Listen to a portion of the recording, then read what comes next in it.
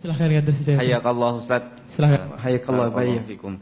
Ustaz, istri ana berjualan produk suatu produk dari perusahaan, tetapi memakai jaringan network marketing. Mohon pencerahannya tentang itu dan hukumnya. Adapun perusahaannya, ana bawa bukunya, mohon kalau ana nggak nyebutin, ya. Tapi mohon siap, nanti di beri pencerahannya, Ustaz. Jazakumullah khairan. Ikut terlibat dalam MLM itu atau tidak? Sebagai member atau tidak? Ya, sebagai agen. Sebagai agen, berarti member ya? Ya. Member. Agen. Bukan cuma menjual produk, tapi juga sekaligus member. Iya, ya. Baik. Jadi tentang masalah MLM, Anda bedakan antara produk dengan sistem. Ada produk, ada sistem. Afwan Ustaz, Ustaz. Ini MLM atau kalau di sini network marketing, tapi nggak tahu ulun kalau beda apa enggak kalau dengan MLM itu. Al-asma la tughayyirul haqiqah. Nama tidak mengubah hakikat. Mau Anda namai network marketing atau ta'awun alal itsmi wal udwan atau dengan nama yang lain, ya. Itu hanya sebatas nama, tapi kita melihat hakikatnya. Baik, kita kasih nama saja secara umum MLM gitu ya, multi level marketing, yang mereka menggunakan sistem Ponzi, piramida, di mana bagian bawah itu lebih banyak dibandingkan bagian atas. Baik, pertama begini, masalah MLM, tolong Anda bedakan antara produk dengan sistem. Ada produk, ada sistem. HP ini halal atau haram? Produk yang halal. Bisa nggak ini dipasarkan secara MLM? Ini bisa dipasarkan dengan metode konvensional, bisa juga dipasarkan dengan metode MLM. Sehingga ketika Anda membahas MLM, pertama Anda lihat dulu produknya. Produknya halal, nggak jadi masalah. Ketika produk ini halal, maka tidak perlu dibahas produk, karena dia nggak ada masalah. Karena itu kalau ada produk MLM kok berlabel halal dari MUI, ini bukan alasan kalau MLM itu halal. Yang punya label halal itu kan produknya, bukan sistemnya. Ada produk, ada sistem. Sehingga Anda jangan terkecoh. Pak, saya ikut MLM ini, semua produknya ada logo halal dalam MLM. Itu kan produknya. Selama dia tidak mengandung unsur yang haram, MUI akan bisa memberikan label halal. Tapi MUI tidak melihat sistem, karena sistem di luar dari produk. Baik. Kemudian tentang sistemnya. Jadi MLM, multi level marketing, pasti menggunakan skema Ponzi, dan piramida itu bawah lebih banyak dibandingkan atas. Ada sebagian yang sudah melakukan penelitian bahwa dalam skema MLM yang dapat untung itu tidak lebih dari 10% anggota membernya. Atau tidak lebih dari, bahkan tidak lebih dari 4% dari membernya. Sehingga sebagian besar keuntungannya itu hanya dikuasai oleh mereka yang berada di atas. Sementara bawahnya, para cecunguk-cecunguknya ini, mereka hanya bisa banyak bekerja dan bisa mengharapkan poin atau bisa mengharapkan diskon, tapi perjuangan yang harus dia keluarkan jauh lebih banyak.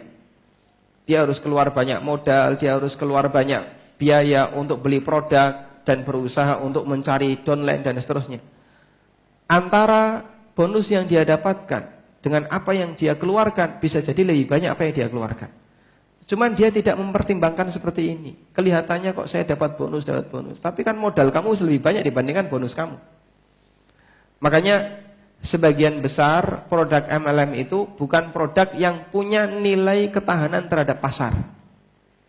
Anda bisa lihat, ada beberapa produk yang dia itu tidak di MLM-kan, tapi punya nilai ketahanan yang lama.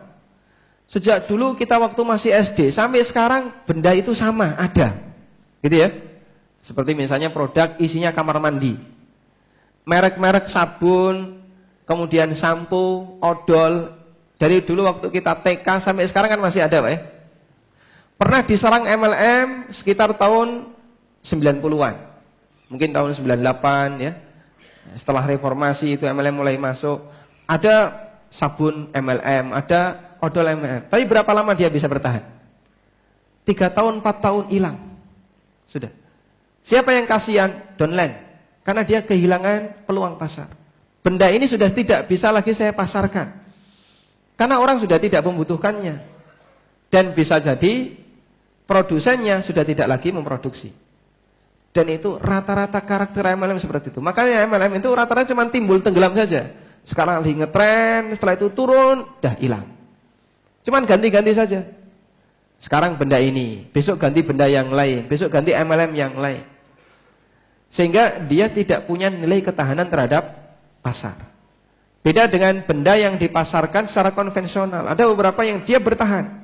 Coba kalau benda ini yang di MLM-kan, tentu keuntungan itu akan lebih bisa bertahan. Tapi ternyata benda seperti ini tidak masuk kriteria MLM. Kenapa? Produksinya lebih mahal dibandingkan produk MLM. Sebagian besar produk MLM itu biaya produksinya sangat murah.